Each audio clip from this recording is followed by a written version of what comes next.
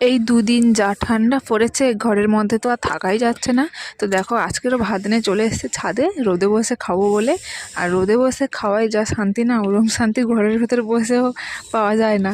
তো আজকে চলো মেনুতে কী কী আছে দেখাই। এই আলু মাখা করেছে একদম ভাজা লঙ্কা দিয়ে লাল লাল করে, আর এখানে পেঁয়াজ বাটা দিয়ে মাছ ভাজা করেছি।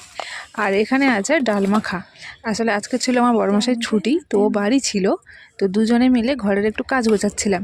তো কাজে এতটাই ব্যস্ত ছিলাম, রান্না বান্না করতেও দেরি হয়ে গেছে। তাই তাড়াহুড়ো করে ডাল সেদ্ধ, আলু সেদ্ধ আর মাছ ভাজা করে নিয়েছি। আর আজকে কিন্তু আমি একা নই, আমার সঙ্গে আমার বরও আছে দেখো। তো আর এই খাবারগুলো না আমার বরের খুব খুব প্রিয়। আর আমিও মাছের ঝাল বা ঝোলের থেকে মাছ ভাজাটা খেতে বেশি পছন্দ করি। আর আজকে যে মাছটা ভাজা করেছি, এটা যদি কী মাছ তোমরা চিনে থাকো অবশ্যই কমেন্টে জানিও।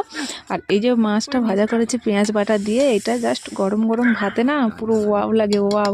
একটু মাছ ভাজা আর সঙ্গে একটু আলু মাখা, তারপরে কপ কপ করে পুরো মুখে ভরে দাও গরম গরম ভাতের সঙ্গে মেখে, জাস্ট অসাধারণ, একদম পুরো জমে ক্ষীর।